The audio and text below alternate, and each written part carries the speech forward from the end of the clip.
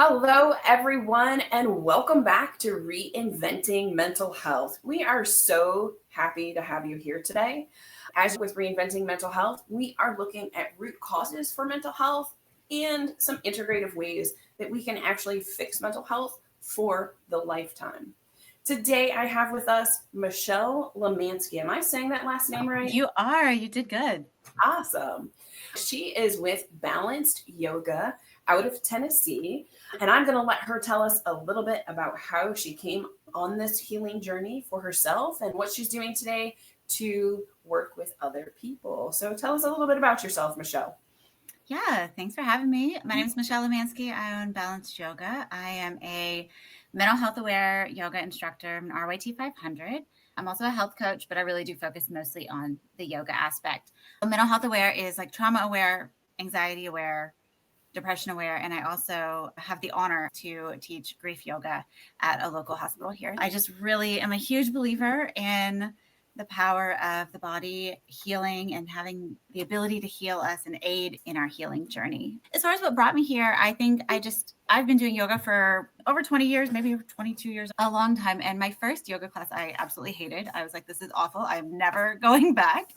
And then about a year later, I got coerced basically into going, and I loved it and have been going ever since. I had a really good teacher, and she was really calm and peaceful, and then eventually led to getting certified and being on the path that I am here. The first one was a vinyasa flow. It was too fast. I didn't know what I was doing. It was too hard. But once I got to that second class that was really calm and slow, I didn't really know why I needed it at the time. I just knew that I felt good when I left and that it had this overall calming effect on me, right? And as I look back, I look at what was happening in that time in my life, and I was just incredibly anxious, honestly. Like I was overscheduling. It was just like go all the time. And there was no room for anything to go wrong, right? So if something would go wrong, or if somebody was late, or if I was late, it would all of a sudden cause this domino effect that everything would, spiral, if you will, and then panicking and things like that. So I eventually got to the point where I was just like, this has to be, something has to change, right? This is not healthy. I have to stop living in a way that it only works if everything is perfectly lined up, because that's not life, right? That's not how life really works.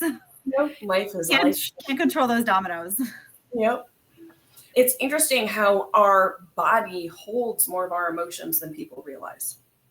Absolutely. I think we do a lot of work in the fascia in my classes. So we'll do these long holds where you can really, and I think there's a lot of science on how we're storing our emotions in the fascia. We store them in the hips, we store them, but also in the shoulders, right? I was teaching a grief class this morning, and we do a lot of heart openers and things like that, because we tend to almost do this hunching forward to protect our heart. So you're mentally protecting your heart with these other walls that may be going up mentally, but we also tend to have this physical posture that physically protects the heart as well. And so you see that with a lot of people in a lot of places. And I think a lot of us don't realize why the posture is like that, or why we're acting the way we do. I think so many people are stuck in fight or flight, and we don't realize it because it's become a norm. Years ago, that was me. I was definitely always waiting for the next bad thing to happen, or always waiting for, I didn't trust it when it was happy. When things were going well, I didn't trust it. So I think that was definitely a sign that I was stuck in fight or flight.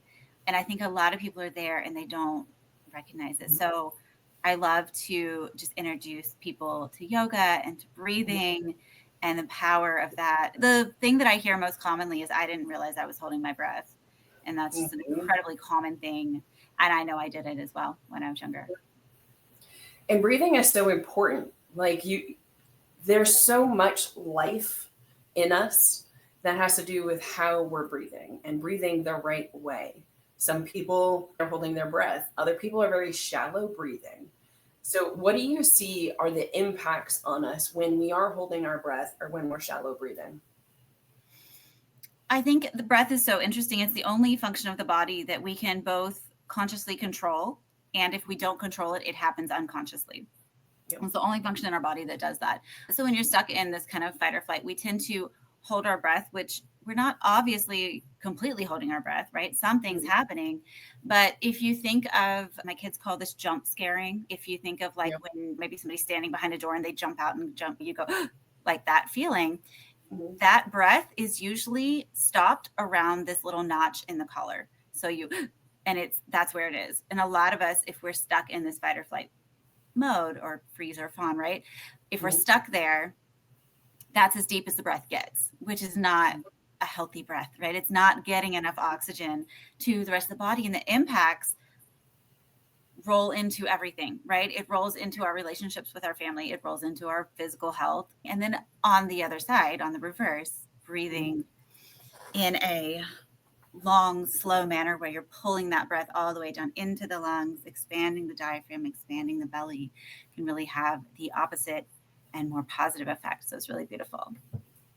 Did I answer? And then I also, when I'm working with people and we're working on breathing, they start to realize, you know what? I have more energy when I'm breathing deeper. Yeah, absolutely. You don't realize why you're tired. It's because you're not giving your body the oxygen that you need, or you have this stale energy. A lot of people don't realize, I think it's something like 70 or 80% of our toxins we release in our exhales. It's through the lungs. So a lot of us think it's sweat or liver. No, it's breathing. If we're not pushing the air out to make room for new, fresh, clean air, certainly that can make you tired. Yeah. So a lot of people come into counseling and they're having what we call somatic symptoms, which are physical symptoms of the emotions that they're having. And you were just talking about the fascia and the hips and the shoulders and things like that. So say we have somebody who comes in and they're complaining about lower back pain. What tends to be the emotion that you see most frequently tied to that? I am a place where people can come and they don't have to use words. We don't necessarily get into it. I can tell you what I suspect, typically things that are happening around the hips. I suspect are a lot of times related to there can be lots of trauma, but certainly if you've had sexual trauma, that's going to show up in the hip area. But as far as things that you can do to help that, there's all kinds of hip openers that you can do, everything from very beginner levels where they're sitting in a chair and you're just crossing your ankle over your knee, leaning forward, to pigeon pose and beyond, like your sleeping swan poses, where you can really open up, because lower back pain is usually related to tight hips, and it could be posture, but like a lot of times core work too, which is more physical. So we see definitely if there's been a sexual trauma, if we're doing somatic therapy, opening the hips is very difficult for people that have experienced that. So we absolutely see that inside of the therapy space if we're integrating any movement into releasing some of those emotions. Now, you said that you work with grief. So how can yoga help with grief? I think with grief, we tend to dissociate a lot, and yoga brings us back into the present moment. Yeah, so that's like a fundamental function. It's union of mind and body. So when you are stuck in kind of your sadness, and I have my own story with grief, which is why I feel like a connection to that. And in fact, I wrote a whole article about how yoga was fundamental in getting me through my grief. I wasn't planning on getting into this, but my sister died like a couple of weeks after I opened my business, and I had already made all of these commitments to do yoga and to teach yoga in all of these capacities. And because I had just started the business, in hindsight, I do see that I could have canceled all these sessions, but I knew enough, because I already had the trauma certifications and everything. I knew enough that it was not going to be bad for me to be in a yoga space. So I decided to just push through and continue to teach. And so the time between the week that she died and the week that we buried her, I taught 7 classes. And it was weirdly the best thing I could have done during that time, because it kept me from avoiding my feelings, because those are obviously very unpleasant feelings. And I would have wanted to avoid that. I know myself well enough that even as a yoga teacher, it's hard to face those feelings.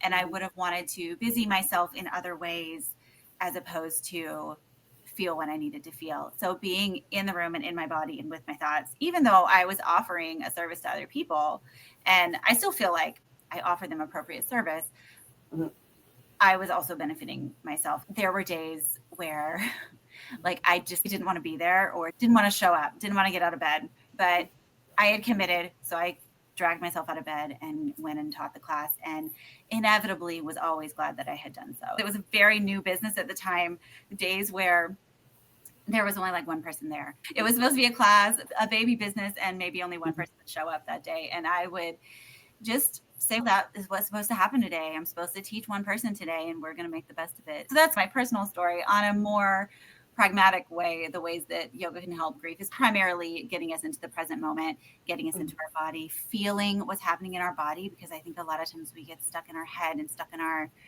it's almost like numbness, right? So it just brings you into the present moment and reminds you to seek balance, right? Seek joy. We do a lot of meditations around, I do a lot of nature I do a lot of nature meditations. So it may be like, we may have a river and you may allow the sky. This might sound weird because I'm going to give you the abbreviated version, but you would allow the sky to hold your joy and your memories, and you allow the river to carry away your pain. And so we'll do like visualizations and things like that, where like you never want to let go of the memories and the joy and the love that you feel for that person. But we can choose to let go of at least some of the pain. And maybe we do that meditation 3 times and you let go of a little bit more of the pain either time, right? Because we tend to hold on to the pain because the pain feels so closely attached to the love. So we do meditations along those lines. And we do grounding meditations. I did one where we just spent the whole hour rooting down to feel connected to the earth, connected to our bodies, connected to our minds and our thoughts. And those can just be really helpful and really comforting, I think. But particularly the grounding can be really comforting in a time of grief. Grounding. So when you're doing your classes, are you mostly indoors doing your classes, or are you doing stuff outside too? I love to do stuff outside. It tends to be seasonal, right? So you live in Texas, so you probably know, right? In August, we're not doing it outside. We are approaching a beautiful time of year, though, so I'd be happy to do things outside. Inside works no matter the weather, but there's an outside option available, and it's decent weather. I will take it every time. And I do my own practice on my back porch if I'm able. Okay. Yeah. Whenever possible, outside is where I want to be. And even in Texas, like, I love the heat. So when it's 110 degrees, I'm still outside. Oh, see, I'm proud of you. I am proud of you. Full stop. I'm proud of you. I'm weird. I will do hot yoga indoors, but something about the humidity, it kills me to do the hot yoga outside. So I'm proud of you. Thank you. Yep. No. Yeah. I love outside. I love the woods. I like the heat. If you put me on a beach, I'm thrilled. Throw me in the mountains and I'm super duper happy too. So just be nature. So you said that you also work with people with anxiety. So what are some things that people can do for movement to help release anxiety? Yeah, anxiety is, of course, very common. We always go to breath work and things like that. So you would start with breath work and mindfulness. Having my own connections to anxiety when I was younger, I have always found that working a little bit, like, because you have some yoga classes that are very gentle and you're just stretching and feeling good in your body. Like the class I taught this morning with grief was definitely that type of class. And it's like a feel good, relaxing, restorative class.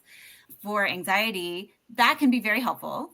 But it can also be very helpful to do like chaturangas where you're like pushing energy. I always imagine like pushing my anxiety into the floor when I chatter. It's something that forces you, and everybody's level, chaturangas are hard, but everybody's level, wherever you are, something that pushes you just a little bit so that you have to exert a little bit of effort can be very helpful for those prone to worry.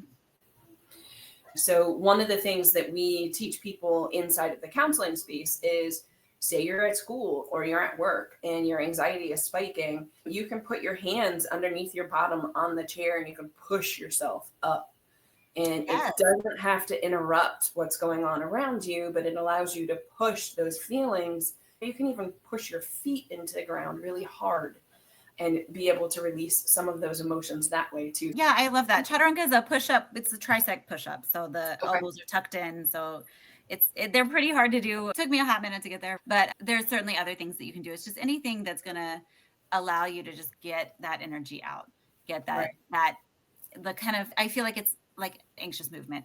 And then also grounding is huge for anxiety, because I always feel like anxiety is like almost, it feels like up. Do you know what I mean? There's a height to anxiety, like you're heightened. Yeah. And I feel like anything that can bring you down. And so physically, what happens to body anxiety, right? You end up tightening, tensing, right? So you end up like the shoulders are carrying the head, when if you relax them down, it's almost like the ground can carry the head, if that makes sense, right? Sit it on the ground and everything's in line. You're basically exerting more effort than you need. A lot of times when you're struggling with anxiety, it ends up being like tensing muscles that don't need to be tensed and carrying. So even when we're resting, so this is where the fascia gets involved. The fascia wraps itself around the muscle. And then when the fascia gets tight, the muscle can't relax even when you tell it to relax, because the fascia is wrapped too tightly around the muscle. So that's where the stretching is beneficial, where we can stretch out that fascia and allow the muscle the space to relax, because the fascia is the tissue that surrounds the muscle, in allowing the muscle to relax. So basic things like falling to sleep becomes easier, because now the muscle can relax. You can release the weight of your body onto the mattress, onto the pillow, onto the floor, wherever you are. Yeah. And so when you're tightening all of these muscles too, like this, it ends up impacting the vagus nerve. And that vagus nerve is so important in relaxation and rest and digest and all of these different functions of the body. Do you have specific exercises that you recommend for people if they're noticing that the vagus nerve is really having an impact on digestion, or that the anxiety has them so tight, especially in the upper part of the body? What can they do if they're at work or they're at school to help loosen that?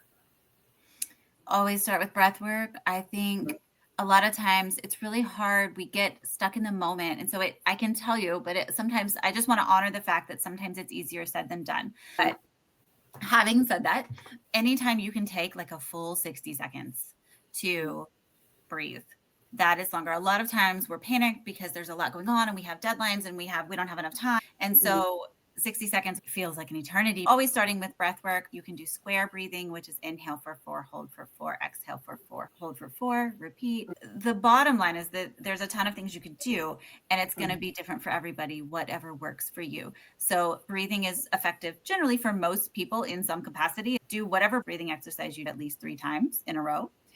You can also do grounding. If you're seated at work, I have my shoes off right now. Just take your shoes off. Make sure your seat is low enough so that you can actually feel your feet on the ground.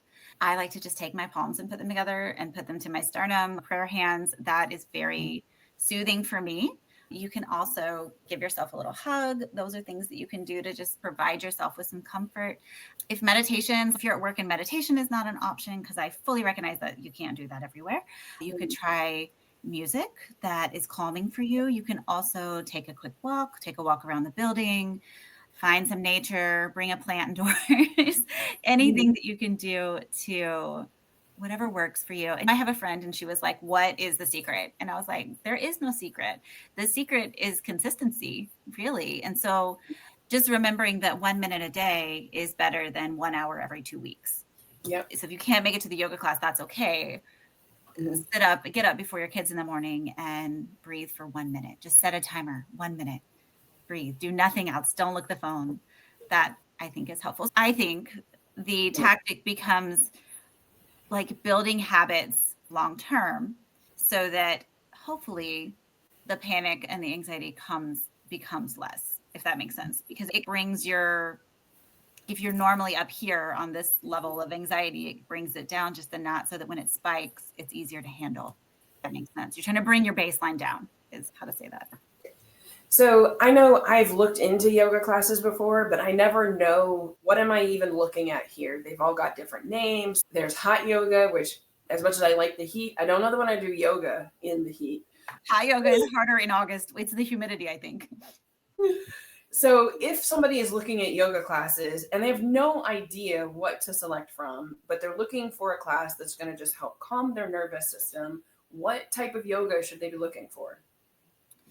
I'm really glad you asked, because there are literally hundreds of different types of yoga. The way the yoga is listed will vary from studio to studio and gym to gym and teacher to teacher. I would say if you want to start a yoga journey, first of all, commit to going to at least 3 classes. Look for words like gentle flow or gentle. Okay. Beginner can be very misleading. Like people will think it's beginner. Do not go to an all levels yoga class if it's your first yoga. I don't know what it is about an all levels class, but a lot of yoga teachers will make that a fairly challenging class. So I just look for words like gentle. Restorative is usually fairly easy. Yen is stretchy, but if you're looking for stretch, some of the stretches can be like, oh, I'm not very flexible, but ultimately you're going to have the time to get in and out of the poses without feeling rushed. I would say that you can always come see me. I would love to lead you through some stuff. The advantage there is, of course, you're not in a classroom. I am doing stuff online. So you don't have to worry about being embarrassed or not knowing what you're doing. And it can be completely catered. I also have some programs coming up that I'm ordering. Oh, I know what I wanted to say. We were talking about like trauma and what you can do. One of the fundamental things to activate the vagus nerve, in addition to breathwork and mindfulness and things like that, is syncing breath with movement. So that's like a fundamental thing that I do in my classes. So we'll take some gentle movements and move our breath with it. Move, whether it be like sun breathing, where we're inhaling and exhaling, moving the arms with it. Maybe we're moving the leg in a certain way that syncs with breath. So there's that. And then we also do a lot of swaying. So it's just these gentle swaying movements that can feel very soothing. It actually goes back to being in the womb, this very soothing effect. And I think that's it. I just didn't want to leave that out because those are like fundamental. Okay, so you're saying you do stuff online too. So if somebody wants to join one of your programs, how do they do that? Yeah, come to my website. It's Balanced Yoga TN for Tennessee, balancedyogatn.com. Follow me on my socials. It's Balanced Yoga TN. That's on Instagram and Facebook. And I'm also on TikTok, which is balanced.yoga. I have freebies. So if you go to my website, I have 4 different freebies. If you want to just try it out and get a feel for it, no commitment, you can go on there and gain access to those. Need special equipment to do any of those? I have one on there that you might, nothing that you will have it at your house. Like I have one on there that you would need like a chair or a wall, but most of us have a chair or a wall. I hope so too. Okay. I want to say thank you so much for joining us today. For all of our viewers, I will make sure that I share all of her social media contact information so that you can reach out if you would like to get a little bit more information or participate in any of her programs. We encourage you to do. Mental health is not just in the mind. This is mind, body, and spirit. And we have to address all of the parts in order for us to truly heal. Thank you again, Michelle, for joining us. And for all of our viewers, please share and subscribe so you get our next video.